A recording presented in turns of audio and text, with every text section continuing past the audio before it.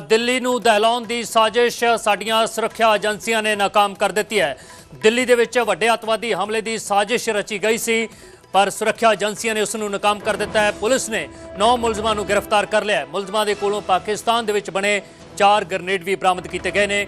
ਦਿੱਲੀ ਅਤੇ ਮੁੰਬਈ ਦੇ ਵਿੱਚ ਹਮਲਿਆਂ ਦੀ ਪਲਾਨਿੰਗ ਸੀ ਔਰ ਉਸ ਦੇ ਲਈ ਸਾਜ਼ਿਸ਼ ਰਚੀ ਗਈ ਸੀ। ਮੁਲਜ਼ਮਾਂ ਦੇ ਨਿਸ਼ਾਨੇ ਤੇ ਦੇਸ਼ ਦੀਆਂ ਅਹਿਮ ਸੰਸਥਾਵਾਂ ਸਨ। ਸੁਰੱਖਿਆ ਬਲਾਂ ਤੇ ਜਵਾਨਾਂ ਤੇ ਵੀ ਹਮਲੇ ਕਰਨ ਦੀ ਪਲਾਨਿੰਗ ਕੀਤੀ ਗਈ ਸੀ ਔਰ ਮੁਲਜ਼ਮਾਂ ਨੇ ਦਿੱਲੀ ਤੇ ਮੁੰਬਈ ਦੇ ਵਿੱਚ ਬਕਾਇਦਾ ਇਸ ਦੇ ਲਈ ਰੇਕੀ ਤੱਕ ਕਰ ਲਈ ਸੀ। ਤਾਂ ਇੱਕ ਵੱਡੀ ਸਾਜ਼ਿਸ਼ ਨੂੰ ਦਿੱਲੀ ਪੁਲਿਸ ਨੇ, ਸਾਡੀਆਂ ਸੁਰੱਖਿਆ ਏਜੰਸੀਆਂ ਨੇ ਨਾਕਾਮ ਕਰ ਦਿੱਤਾ ਹੈ ਔਰ 9 ਮੁਲਜ਼ਮ ਇਸ ਵਕਤ ਦਿੱਲੀ ਪੁਲਿਸ ਦੀ ਗਿਰਫਤ ਵਿੱਚ ਨੇ ਔਰ ਇਹਨਾਂ ਦੇ ਕੋਲੋਂ ਪਾਕਿਸਤਾਨ ਦੇ ਵਿੱਚ ਬਣੇ 4 ਗ੍ਰਨੇਡ ਬਰਾਮਦ ਕੀਤੇ ਗਏ ਨੇ। ਤਾਂ ਸਿੱਧੇ ਤੌਰ ਤੇ ਲਿੰਕ ਪਾਕਿਸਤਾਨ ਦੇ ਨਾਲ ਜੁੜਦੇ ਨੇ। ਪਾਕਿਸਤਾਨ ਜੋ ਹਮੇਸ਼ਾ ਭਾਰਤ ਨੂੰ ਔਰ ਪੰਜਾਬ ਨੂੰ ਡਿਸਟਰਬ ਕਰਨ ਦੀ ਕੋਸ਼ਿਸ਼ ਦੇ ਵਿੱਚ ਲੱਗਿਆ ਰਹਿੰਦਾ ਹੈ, ਉਹਨਾਂ ਦੀ ਇੱਕ ਕੋਸ਼ਿਸ਼ ਨੂੰ ਸਾਡੀਆਂ ਸੁਰੱਖਿਆ ਏਜੰਸੀਆਂ ਨੇ ਨਾਕਾਮ ਕਰ ਦਿੱਤਾ ਹੈ ਔਰ ਵੱਡੀ ਅੱਤਵਾਦੀ ਸਾਜ਼ਿਸ਼ ਨੂੰ ਫੇਲ ਕਰ ਦਿੱਤਾ ਹੈ ਦਿੱਲੀ ਪੁਲਿਸ ਨੇ ਔਰ ਸਾਡੀਆਂ ਸੁਰੱਖਿਆ ਏਜੰਸੀਆਂ ਨੇ। ਬਹੁਤ ਵੱਡੇ ਪੱਧਰ ਤੇ ਪਲਾਨਿੰਗ ਕੀਤੀ ਜਾ ਰਹੀ ਸੀ। ਦਿੱਲੀ ਤੇ ਮੁੰਬਈ ਇੱਕ ਸਾਡੀ ਆਰਥਿਕ ਰਾਜਧਾਨੀ, ਇੱਕ ਸਾਡੇ ਦੇਸ਼ ਦੀ ਰਾਜਧਾਨੀ, ਤਾਂ ਦੋਹਾਂ ਦੇ ਵਿੱਚ ਵੱਡੇ ਹਮਲਿਆਂ ਦੀ ਤਿਆਰੀ ਸੀ। ਇਸ ਦੇ ਲਈ ਬਕਾਇਦਾ ਰੇਕੀ ਤੱਕ ਕੀਤੀ ਗਈ ਸੀ ਔਰ ਨਿਸ਼ਾਨੇ ਤੇ ਵੱਡੀਆਂ ਸੰਸਥਾਵਾਂ ਸਨ, ਬਹੁਤ ਅਹਿਮ ਸੰਸਥਾਵਾਂ, ਔਰ ਇਸ ਦੇ ਨਾਲ ਨਾਲ ਸਾਡੇ ਸੁਰੱਖਿਆ ਜੋ ਅਦਾਰੇ ਨੇ, ਸੁਰੱਖਿਆ ਬਲ ਨੇ, ਉਹਨਾਂ ਨੂੰ ਵੀ ਟਾਰਗੇਟ ਕਰਨ ਦੀ ਇਹਨਾਂ ਦੀ ਸਾਜ਼ਿਸ਼ ਸੀ। ਪਰ ਉਸ ਤੋਂ ਪਹਿਲਾਂ ਹੀ ਇਹ ਮੁਲਜ਼ਮ ਦਿੱਲੀ ਪੁਲਿਸ ਦੀ ਗਿਰਫਤ ਵਿੱਚ ਆ ਗਏ ਨੇ। ਤੇ ਇਸ ਖਬਰ ਤੇ ਜ਼ਿਆਦਾ ਜਾਣਕਾਰੀ ਦੇ ਲਈ ਮੇਰੇ ਨਾਲ ਦਿੱਲੀ ਤੋਂ जुड़ रहे हैं साडे सहयोगी शंकर आनंद।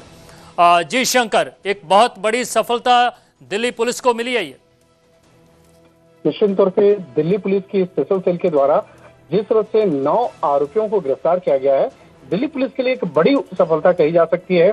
जिस तरह से इन आरोपियों की अगर बात करें तो ये आरोपी एक राजधानी दिल्ली समेत कई देश के अलग अलग हिस्सों में एक बड़े साजिश को रच रहे थे और इस मामले में जो कहा जा सकता है कि अंडरवर्ल्ड से जुड़ा हुआ जो एक नेटवर्क है इस मामले में, और खास तौर पे अंडरवर्ल्ड कनेक्शन और पाकिस्तान की जो ISI है उसके बीच का एक कनेक्शन जो है वो निकल के सामने आया है। और जिस तरह से 9 आरोपियों को गिरफ्तार किया गया, उनके पास से हथियार और विस्फोटक सामग्री भी बरामद किया गया है। जिस तरह से इन आरोपियों की बात करें तो इसका पाकिस्तान और दुबई नेटवर्क जो है वो भी सामने आया और क्रॉस बॉर्डर से विस्फोटक काफी लाया गया था और राजधानी दिल्ली और एनसीआर के आसपास में कई अलग अलग जगहों पर एक बड़े वारदात को अंजाम देने की साजिश रची जा रही थी।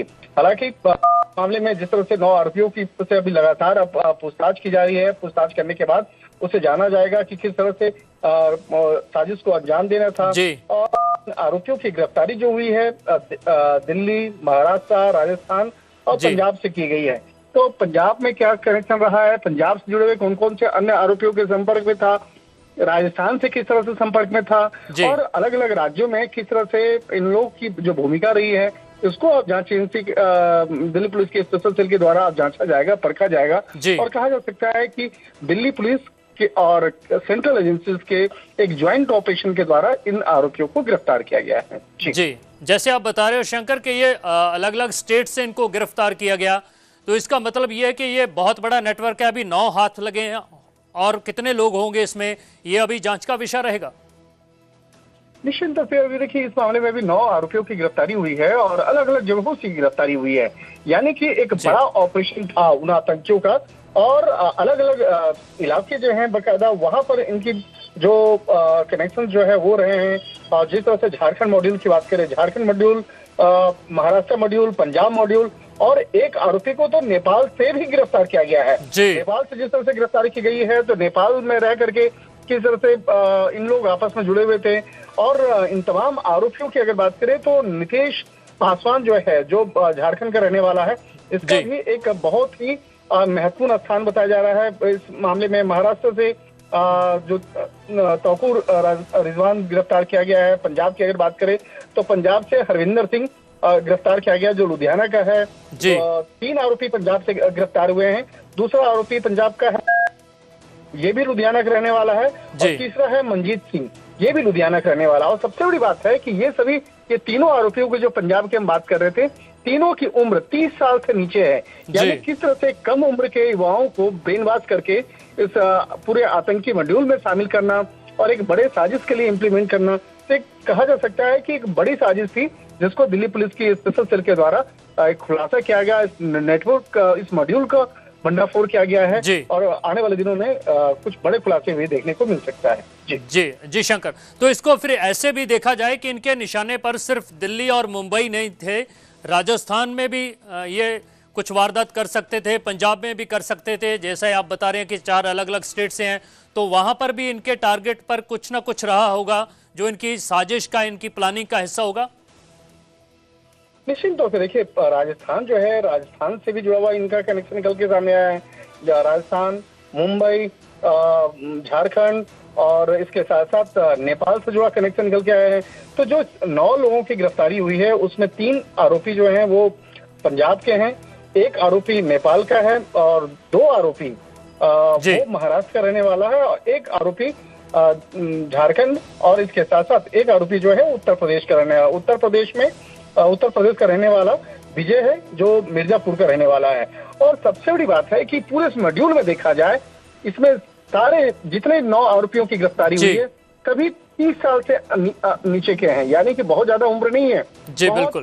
कहा जाता है कि नवयुवक हैं और इन नवयुवक का जिस तरह से ब्रेन वॉश करके इस टेररिज्म और एक तरह से कहा जा सकता है गैंगस्टर नेटवर्क में जोड़ा गया। तो ये एक बड़ा, एक आतंकियों का एक बड़ा मॉड्यूल है जिसको और आगे ब्रेक करने में दिल्ली पुलिस की स्पेशल सेल की टीम लगी हुई है और जल्द ही पंजाब, राजस्थान और महाराष्ट्र से कुछ अन्य आरोपियों की गिरफ्तारी भी इस मामले में संभव है। जी बहुत शुक्रिया जानकारी के लिए शंकर। तो जिवें मेरे सहयोगी शंकर दस रहे सन के ਵੱਖ-ਵੱਖ स्टेटां तो इन्हां मुलजमां दी गिरफ्तारी हुई है, पंजाब, राजस्थान, मध्य प्रदेश ਤਾਂ ਵੱਖ-ਵੱਖ ਥਾਵਾਂ ਤੋਂ ਇਹ ਮੁਲਜ਼ਮ गिरफ्तार किए गए ਨੇ और 3 ਮੁਲਜ਼ਮ ने ਉਹ ਲੁਧਿਆਣਾ ਦੇ ਨਾਲ ਸੰਬੰਧਿਤ ਨੇ। ਤਾਂ ਸਭ ਦੀ ਉਮਰ 30 ਸਾਲ ਤੋਂ ਥੱਲੇ ਹੈ। ਜਿਸ ਤਰੀਕੇ ਦੇ ਨਾਲ ਪੰਜਾਬ ਦੇ ਡੀਜੀਪੀ ਨੇ ਕਿਹਾ ਸੀ कि जो सरहद पार बैठिया एजेंसियां ने वो साडे नौजवानों को टारगेट कर रही ने और ठीक उस तरीके का यह मैड्यूल है कि सारे नौजवान 30 साल तो घट की उम्र के ने और इस नैटवर्क के जो तार ने पाकिस्तान के नाल जुड़े हुए ने, दुबई के नाल जुड़े हुए ने। तो एक कौमांतरी नैटवर्क सी जो साडे देश के ਵੱਖ-ਵੱਖ हिस्सों के ਵੱਡੇ अतवादी हमले की प्लानिंग कर रहा सी और ਵੱਖ-ਵੱਖ सूबਿਆਂ ਦੇ ਨਾਲ संबंधित मुलजम ने जो फड़े गए ने और 3 पंजाब के नाल संबंधित ने और 3 ही लुधियाना के नाल संबंधित ने। तो एक बहुत बड़े अतवादी नैटवर्क का पर्दाफाश किया दिल्ली पुलिस ने और साडियां सुरक्षा एजेंसियां ने।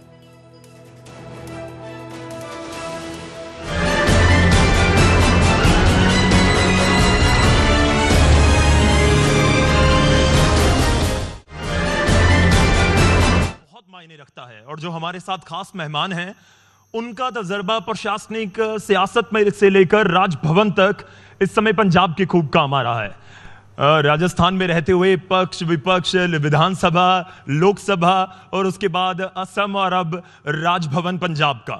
सर बहुत बहुत शुक्रिया अपना समय देने के लिए। हम चर्चा की शुरुआत करते हैं। आज हमने AI टेक समिट में आपको निमंत्रण दिया, आपने स्वीकार किया और हम बातचीत कर रहे हैं।